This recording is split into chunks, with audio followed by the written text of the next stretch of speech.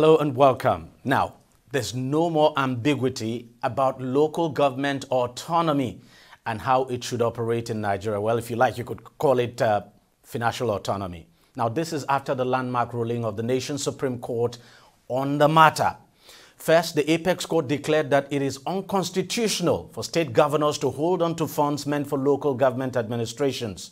The Supreme Court also barred governors from dissolving democratically elected local government councils in the country, saying that that would amount to a breach of the 1999 Constitution.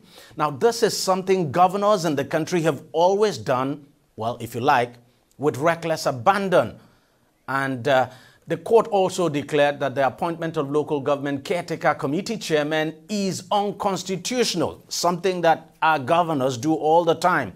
In the lead judgment of the court read by Justice Emmanuel Agim, the Apex Court observed that the refusal of state government on financial autonomy now for local governments has gone on for over 2 decades. So it ordered that funds meant for local government areas must be paid directly from the federation account to the local government areas rather than through the states, which of course is what has been taking place for the past 2 decades and of course has not worked. The court also held that no House of Assembly of any state has the power to make laws that could in any manner interfere with monies meant for local government administration. Now, the Apex Court dismissed the preliminary objections filed by the state governors.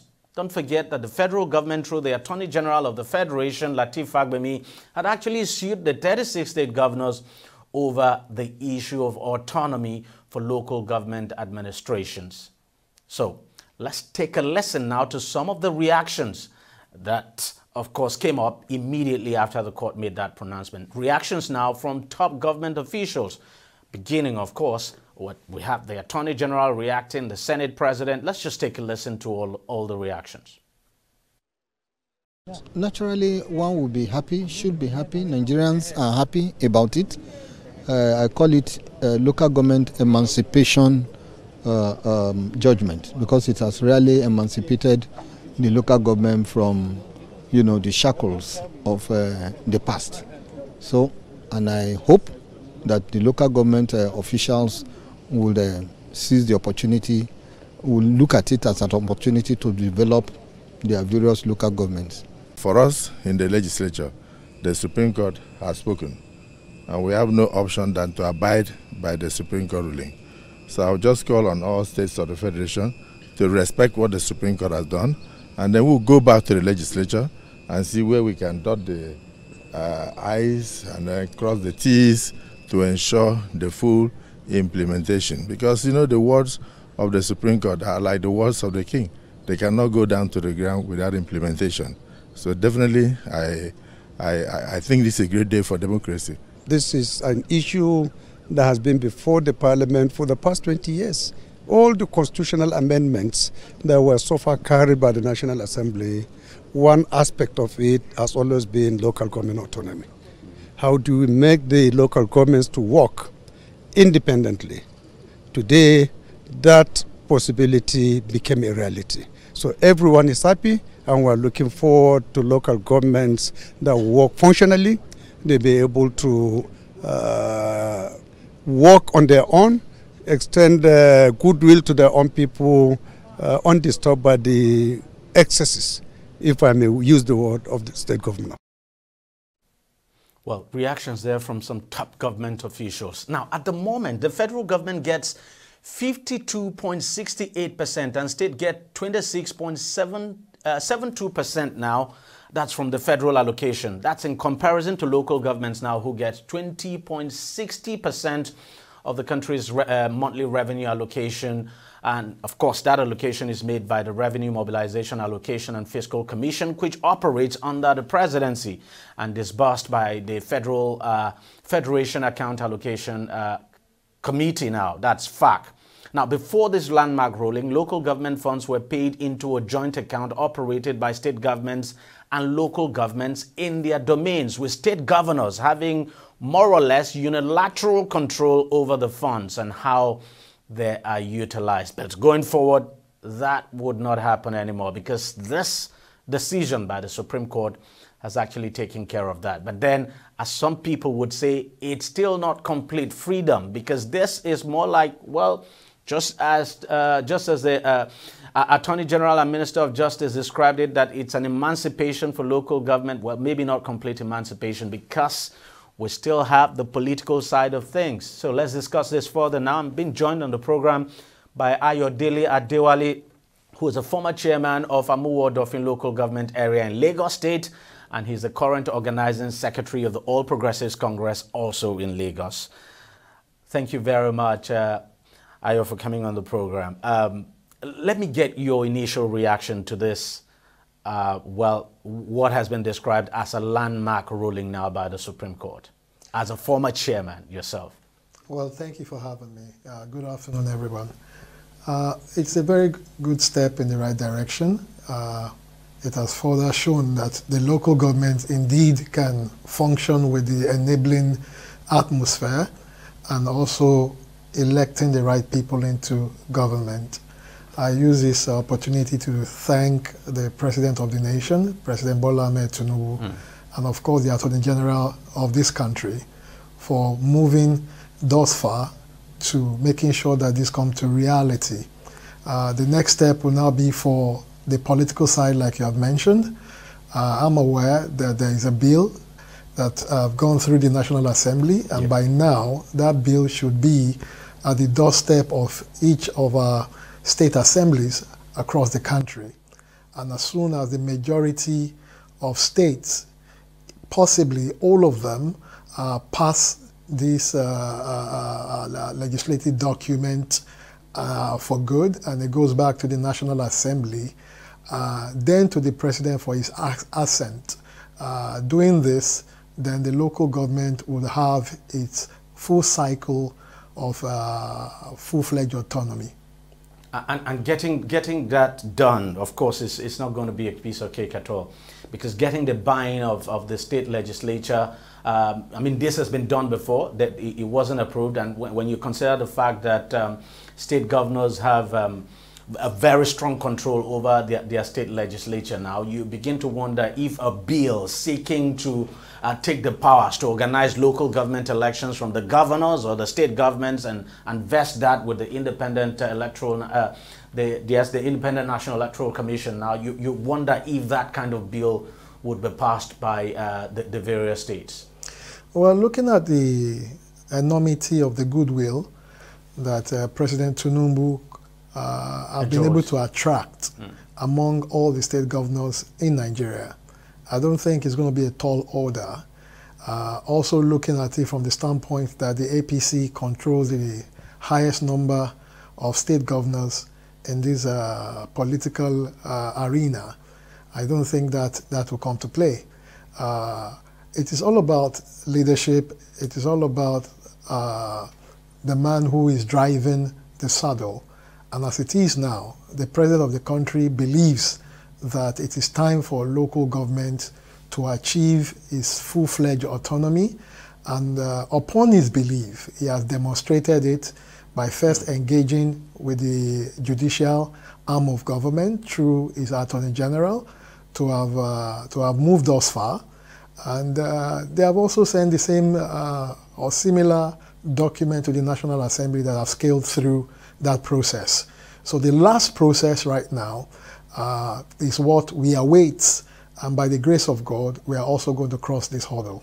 Now, as a former local government chairman, tell us, why is it necessary and important for local government areas and local government administrations, local governments generally, to enjoy this full autonomy, both financial and political?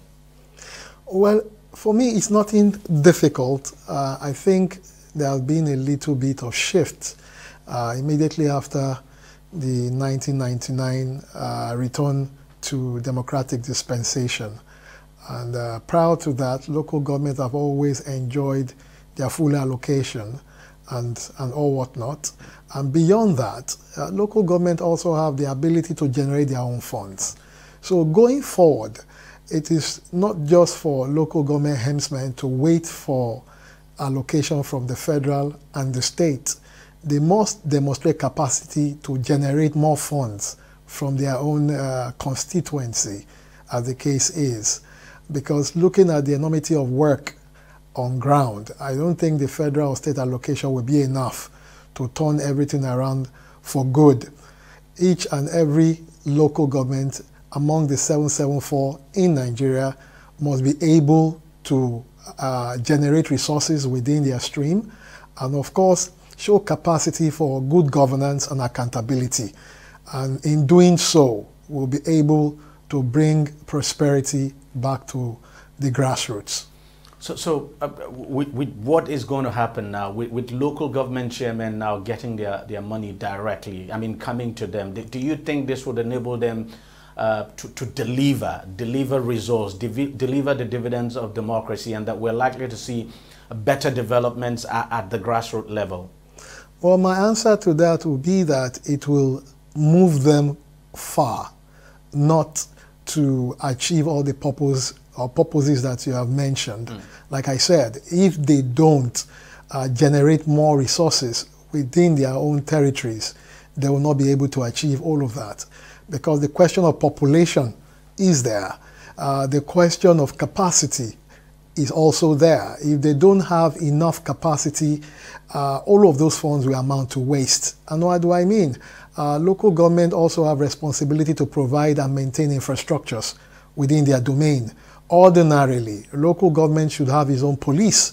Ordinarily, local government should generate its own electrical energy. Local government should be able to provide water and, of course, primary health care. These are things that are very humongous. But with the right capacity in place, then the local government will be able to carry out all these sundry matters. I mean, what stopped local government from engaging big companies like CCEC or Julius Berger or Mothercat or bigger companies? Which is possible. It is very possible. It's about funding. It's about the amount of funds that you have within your space. You understand? I mean, while I was chairman of local government in Amuwo Odofin, I was there in 2008 to 2014.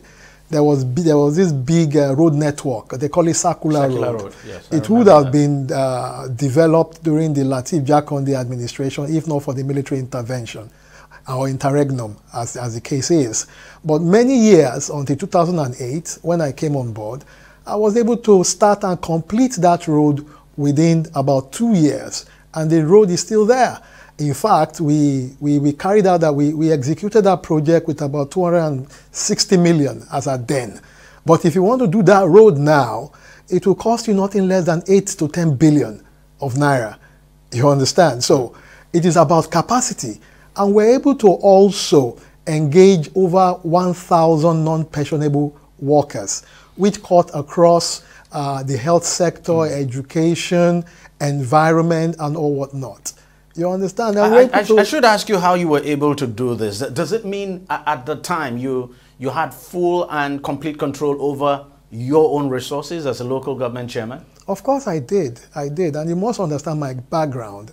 I'm from the civil society. So allocation, your local government allocation was coming directly to the local government? The local government allocation was coming through a structure, not the state, a structure known as a joint account, agreeable by all the 37 local government, and about the 20 local government and 37 development local government areas as at then, right?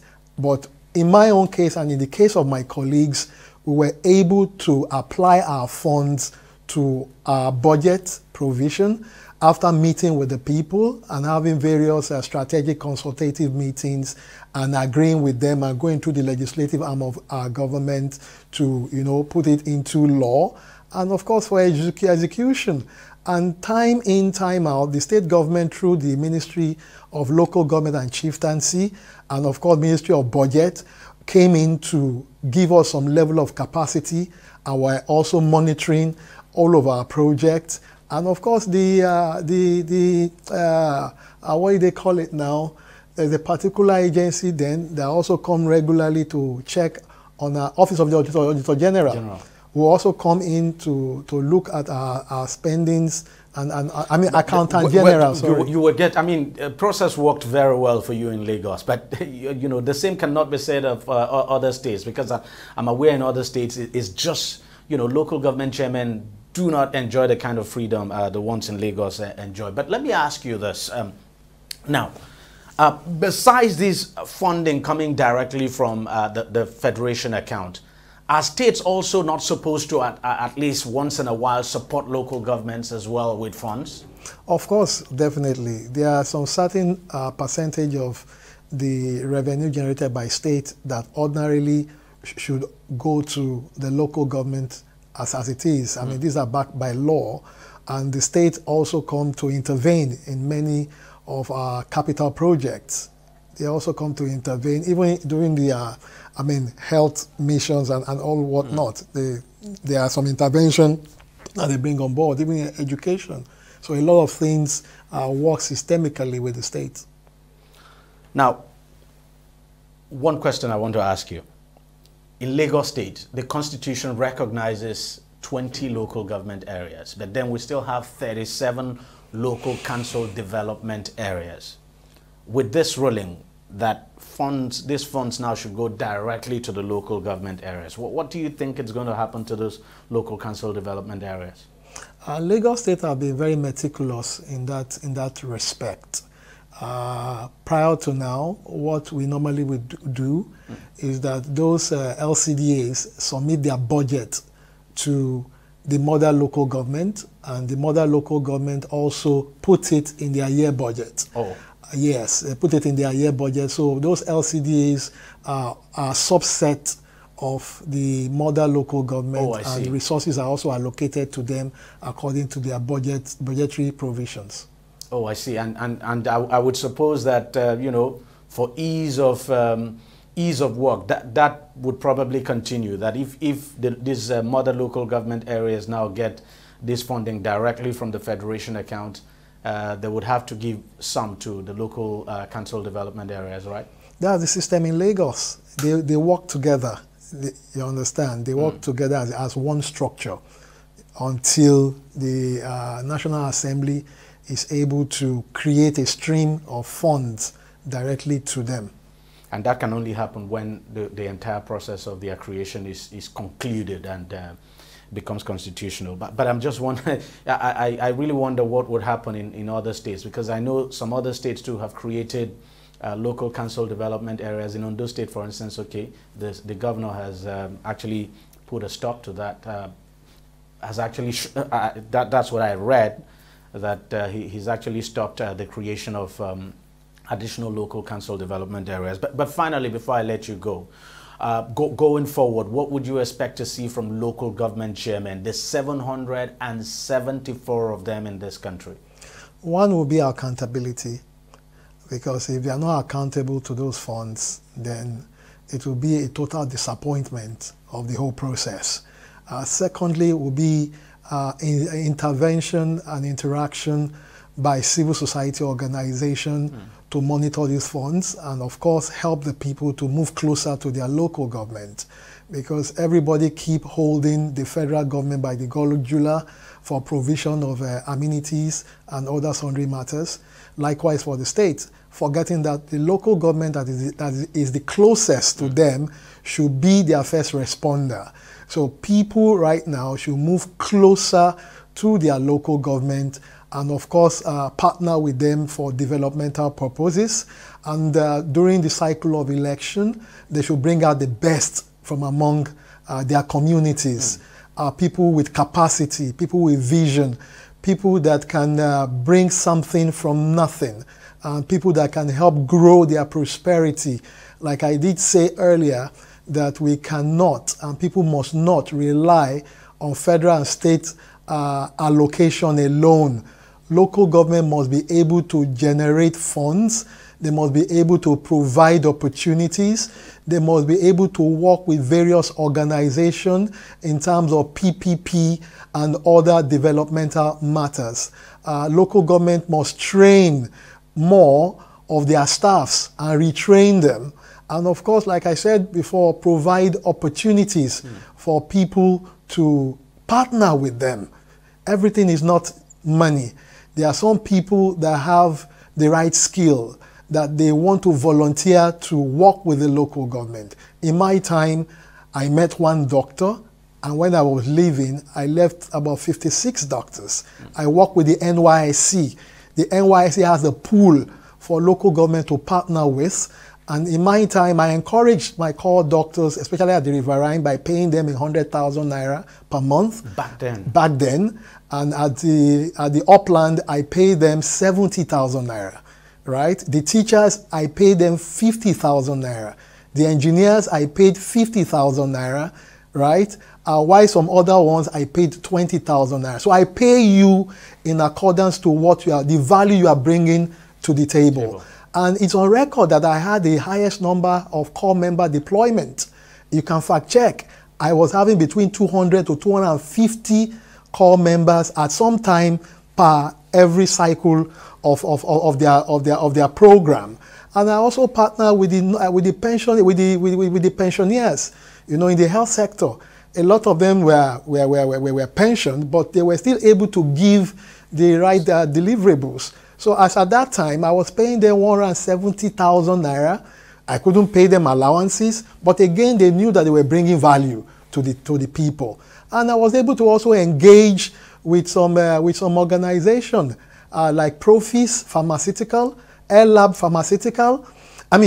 Laboratory, and Sun Lab Laboratories. So we're using that system to give out free drugs. All of this at the local government At the local government level. We were giving out free drugs to people within the age of 0 and 16 to 16, then 60 years of age and above. And delivery was free. We were also giving out delivery kits.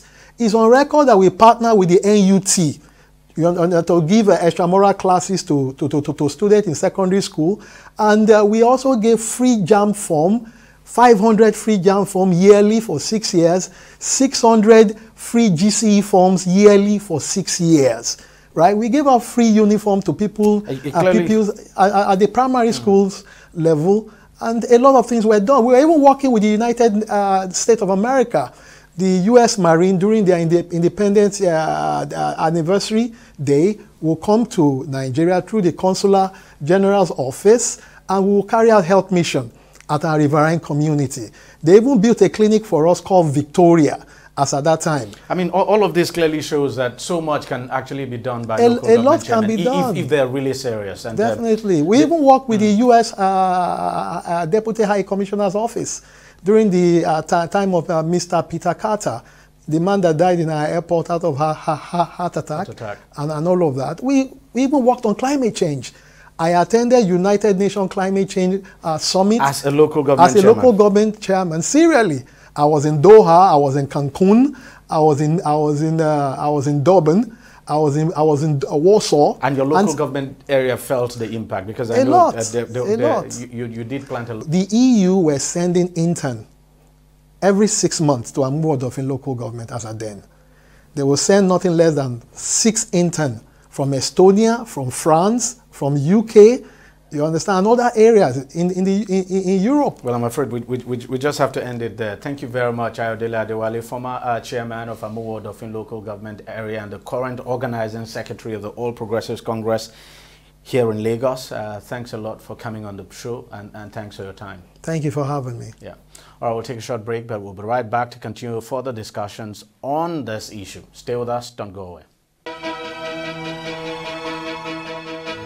Opinions are free, facts are sacred, but truth is universal. How, in practical terms, can we, for instance, de-escalate the tension? Because when you go into public office, you must be ready to answer to the people. We know where the enemy is. 3 places. The Lake Chad Basin, the border area between Nigeria and Cameroon, and then the Sambisa Forest. On DEJI360, we give you a complete dose of everything. Opinion, facts and undiluted truth. I hardly believe what politicians are saying in this part of the world. A new Nigeria is possible, a future is possible. We delve into the issues, dissect it so that you can understand it, and use it to take action. I don't think there's any need for any governor to look for grant for ranching. DEJI360, dissecting the issues.